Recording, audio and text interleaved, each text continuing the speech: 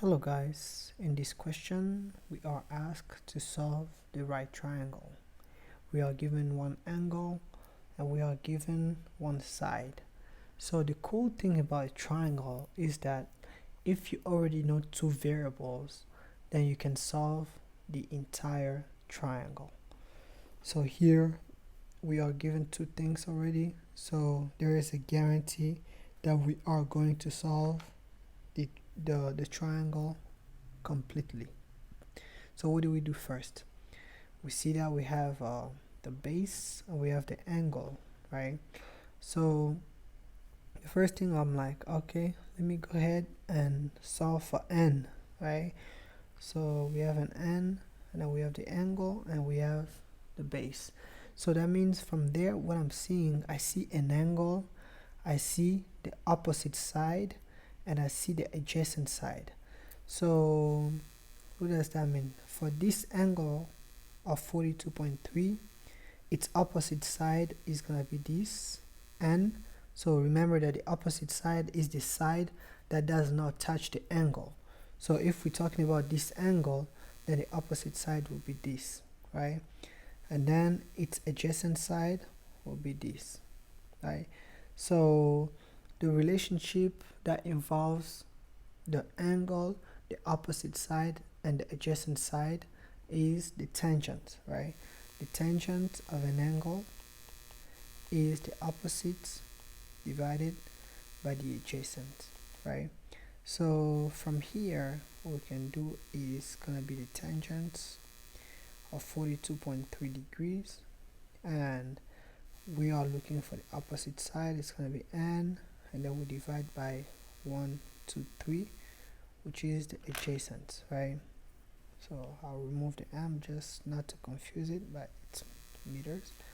And then if we solve for n, we should be able to get 111.921 meters. Let me write it out. Okay, so we got the meters, right? So for the n, check mark.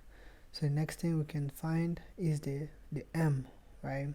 The angle. So we can draw it like this, and we get here. So we're speaking about this angle. Remember, I say that the opposite side is the side that does not form the angle, right? It doesn't touch the angle. So it's gonna be this line right here because it does not touch the angle whatsoever. So that's gonna be the opposite side of angle M, right? So here we see we're dealing with M, and we have the opposite side, and we have the adjacent side of it, which we already calculated just now. So that means that the relationship we are going to use here will be the tangent again, which is opposite over hypotenuse, and that will be the tangent of M, and the opposite side will be the base with 1, 2, 3 divided by the, yeah, excuse me, over here is the adjacent. Yes. So and then the adjacent here will be whatever we calculated, and if you solve for this, it's just gonna be the inverse tan of 123 divided by 111.921. So make sure that your calculator is in degree, not in radian. So that should give you 47.7 degrees. So that's for M. And then now we need to find the side P, right? To find the side P, we already know side N. We already know the bottom side, which is the base.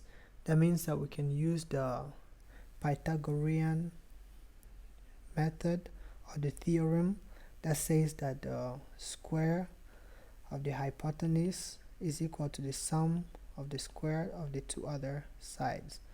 So I'll call this letter M. So what does that mean? It means that P will be the square root of n squared plus m squared, and then n, we calculated it's 111.921 squared, and the m will be the base that was given to us already, squared, right? and this is just plugging in the calculator. We should be able to get 166.299 meters, and we are done.